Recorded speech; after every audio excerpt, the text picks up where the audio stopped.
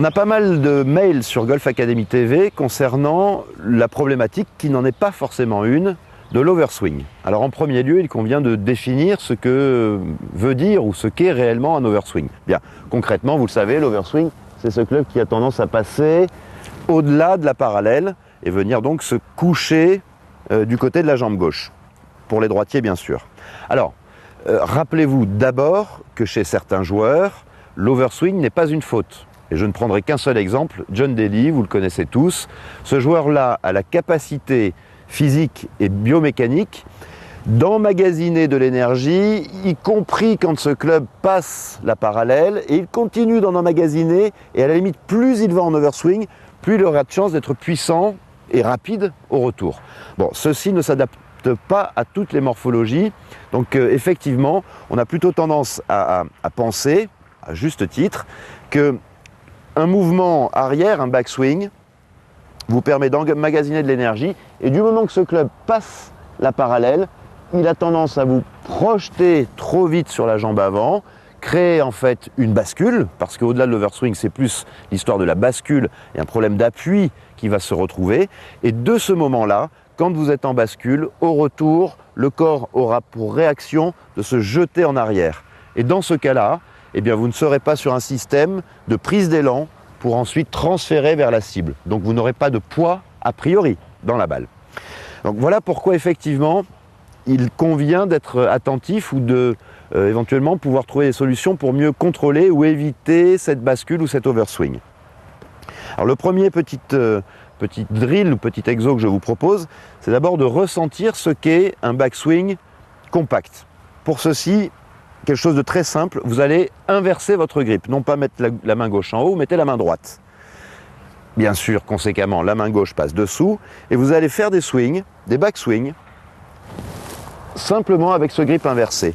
Et là, vous allez sentir immédiatement qu'une tension se crée beaucoup plus vite et que du fait de ce grip inversé, eh bien, vous allez compacter votre swing. Alors ceci, évidemment, n'est pas applicable quand vous jouez, hein. On se doit de mettre une main gauche en haut. Encore, il y a quelques cas, j'en ai vu notamment en Afrique du Sud, des joueurs qui jouent avec un grip inversé. Bref. Mais au moins, vous allez pouvoir un peu plus sentir, votre corps va vous envoyer des informations par rapport à cette sensation de swing compact. Un deuxième élément que l'on retrouve chez les joueurs qui ont tendance à faire de l'overswing, en fait, c'est pas tellement de l'overswing, c'est qu'il y a, au moment de la montée, au moment du backswing, un bras gauche qui se plie au niveau du coude. Alors, on a déjà une volonté d'armer le club pour créer en fait un bras de levier entre le shaft et le bras, mais vous comprenez bien que si en plus vous pliez votre bras au niveau du coude, eh bien là très facilement le club va passer en overswing. Donc pour celles et ceux qui pourraient se rendre compte qu'il y a effectivement une petite tendance à plier le bras gauche, eh bien la clé c'est simplement de chercher à garder ce bras gauche étendu, je dirais ferme. Attention, hein, n'allez pas non plus dans une extension trop importante qui créerait une crispation. Donc l'idée c'est de garder un bras gauche, il est posturé, il est positionné d'une certaine façon, à l'adresse. Voilà à peu près la position que je lui fais avoir en ce qui me concerne. Eh bien je cherche tout simplement à garder exactement la même position de bras gauche. Seuls mes poignets vont créer cet armement pour justement avoir un bras de levier supplémentaire. Alors, petite info ou petite parenthèse concernant l'histoire de bras de levier, pourquoi est-ce si important dans un swing de golf? Bien, vous comprenez bien qu'un swing qui n'aurait pas de bras de levier manquerait d'abord de largeur et de hauteur, et ensuite, grâce à ce système de bras de levier, vous pouvez au retour générer beaucoup plus de vitesse. Donc nous avons un premier élément, sentir ou permettre au corps de vous envoyer des sensations avec un grip inversé. Deuxième élément dont il faut tenir compte, vérifier que vous n'avez pas ce bras gauche qui a tendance à se plier, sans quoi très facilement vous vous retrouvez en overswing. Le troisième élément que je peux vous proposer, eh bien, c'est en fait de penser un tout petit peu différemment votre backswing. Trop de joueurs ou trop de joueuses ont simplement tendance à arracher le club et à jouer avec des bras qui vont vers le ciel. Donc, quelque part, ce joueur ou cette joueuse-là a tendance à penser vers la hauteur. Eh bien, moi, je vous propose de chercher beaucoup plus à swinger dans de la largeur.